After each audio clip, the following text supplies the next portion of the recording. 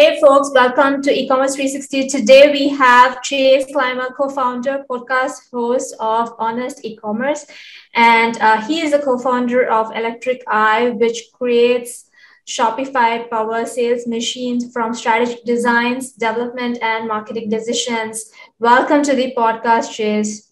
Thanks for having me. I'm excited to be here. So before we jump into the topic, which is how to break your BFCM sales record 2021. So let's talk a bit about yourself and the agency. Yeah. So I've been in e-commerce now for 6 or 7 years. The agency, I think, is about going on 5 years old.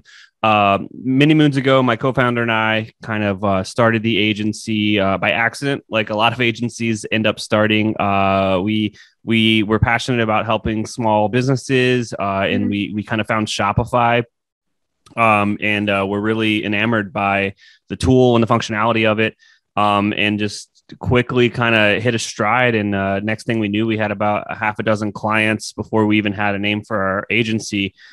So we kind of had to make a decision and get things started. These days, it's a little more legitimate than two guys just kind of figuring it out. Got an awesome, smart team.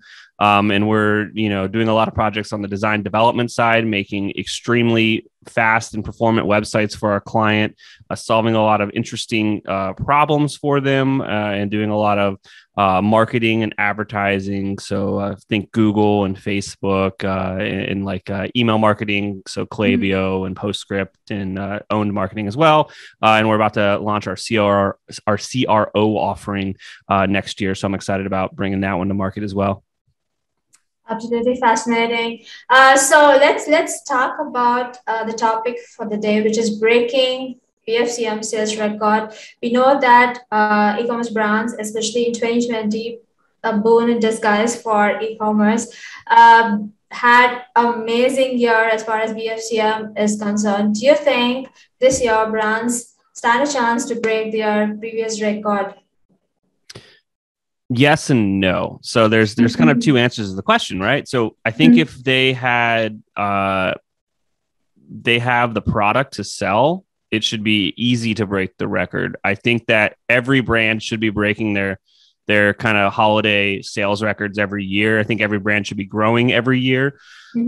Sometimes, you don't want to grow for specific reasons, and that's perfectly fine. But most brands want to grow, and most brands should be growing every year. So the short answer is, yeah, you should be breaking your record. Like, this shouldn't be a difficult thing to do.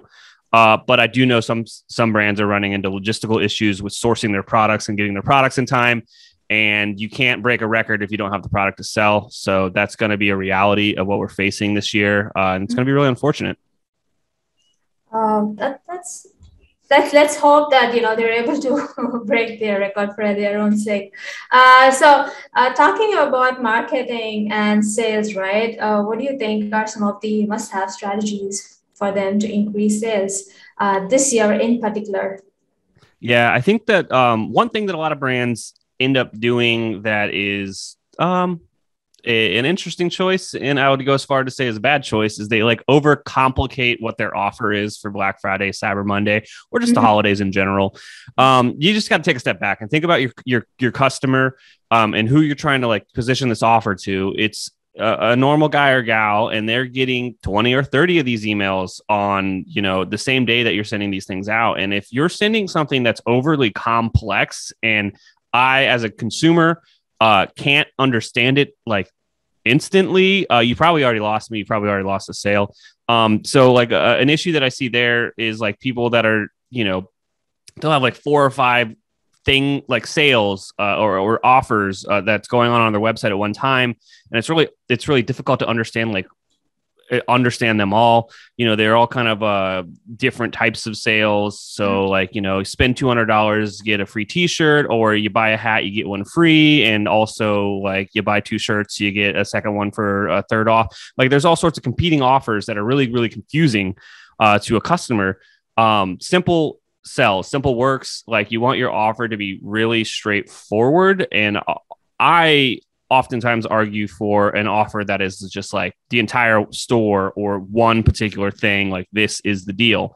because it makes your marketing message a lot easier to match across different formats through your paid ads, through your email marketing, through your SMS marketing, through your organic social postings. Like all of the messaging can be the same. Where if you have like competing offers or just offers that are confusing, or if you're changing you have one offer for Black Friday, one offer for Saturday, one for Sunday, one for Monday, you got to understand your customers probably busier than you think, and they might want that offer from Saturday, but they haven't got around to checking their email to Sunday.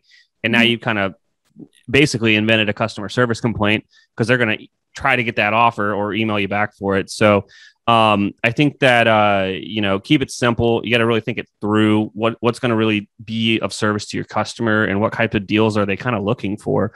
And here a cheating way to do this is literally just email your list or like your most active people or your VIP kind of customers that have bought the most and be like, hey, what kind of deals would excite you this holiday season? And you might get some really, really cool insights. That's the best way to kind of start to brainstorm all of that stuff. But that's kind of my main takeaway from that entire rant I just went on is, keep it simple, keep it easy to understand, like don't try to confuse your customers. And don't keep on adding discounts and offers after offers after offers, because that's what brands go on a rampage, right? They go on a discount rampage, get further discount, get more offers. And that's kind of confusing, a little bit insulting for people who had bought from your brand a little earlier. So you mentioned Facebook advertising. So let's talk about that a bit. We know that most of the brands are dependent on Facebook for pushing maximum sales to their websites. Now that Facebook has come out with all these Facebook as well as iOS has come up with all these privacy updates, it's going to be a little bit, limiting for brands to go after the audience that they had earlier planned on. So what do you think is a workaround for this situation? Ooh, you know what? Here's the honest truth: is it's so new that marketers are experimenting, brands are experimenting, and everyone thinks that Facebook is this monolithic giant that doesn't care about small businesses. I do not believe that's true. I believe that they absolutely know what's going on with all these new privacy kind of restrictions that Google and Apple have put out, and how that is impacting their number one customer base, which is advertisers on Facebook and Instagram. Like these are directly impacting them. The way that they can get the data and understand the results directly impacts these business. So it's a giant issue for Facebook to try to figure out and solve to get back to what it used to be. So like, I don't think that Facebook is just going to sit by idly and let things be as they were. They are actively working on new tech to try to give their customers the same level of confidence that they had in their platform that they, just lost out on within the last couple of months. So there's kind of, my take on the situation as a whole. Kind of what our customers are up to and what our clients are doing is they have kind of just kept on with the same spends, some even increasing their spends. Obviously, the justification of those spends, getting the direct return on ad spend from the back end of Facebook, Instagram, Google, whatever, is a little more interesting. But if you look at the historical data and you look at different KPIs that aren't that return on ad spend metric, and you compare those KPIs to what's going on now, it gives you some signals to tell you to keep going. I've seen some people get scared because they can't directly track their returns. They stop advertising, their sales fall off, and then they start this weird, this unfortunate cycle. And they're almost kneecapping their own growth. And you kind of have to go back and have faith in it. Like back 15, 20 years ago, pixels didn't exist. Direct return, stuff didn't exist. You couldn't get this type of data 15 years ago. And what's happening now is just a more modern evolution of advertising. Like when you were putting money into magazine ads or billboards or anything like TV commercials, all of those weren't really as measurable as ads are today, but people would put the money up there and they would have faith in it because it they know it works. So that's the position we've been taking with our clients is like, we know it works. The data is just going to be weird, and let's find ways to have let's find ways to believe in these KPIs together. Absolutely. And talking about challenges in sales, there is also this, a slump that you see after BFCM, right? Because the customers that you acquire are probably, they just came for the deals or the offers and discounts. They're probably not going to stay with your brand. So how do companies go about retaining the customers that they acquire so much effort goes into acquiring these customers? How do they retain these customers after BFCM? Yeah, I mean, well, first and foremost, you better have a good product. That's something that a lot of people skip over. There's just the assumption that the product's good. If you're selling snake oil, like, you're not going to keep that customer. But if your product's awesome, that's going to be fun. They're gonna enjoy that. Things that will keep a customer around. It goes from keeping them informed. Like, after I buy a product, there's a bunch of communication that needs to happen. Keep me informed on where that package is, what's going on with it. If it's a more advanced product, maybe educate me on what I'm about to get into. Keep me informed on like the shipping notifications, whether or not it's been delivered. There's like a whole bunch of communication that should be going on. So that will keep me enticed as a customer. If I am actually new to the brand, there's probably some sort of education component that needs to go on with informing me about the features and benefits of the brand and the product that I just invested in. That's a lot of information you can share with me. And then kind of just, it goes back into the just retention marketing 101. Just, you can communicate with me if, as long as I've accepted marketing, you can communicate with me as long as you're adding value into my life as a consumer. So, here are some quick examples of like, keeping that conversation going and adding value.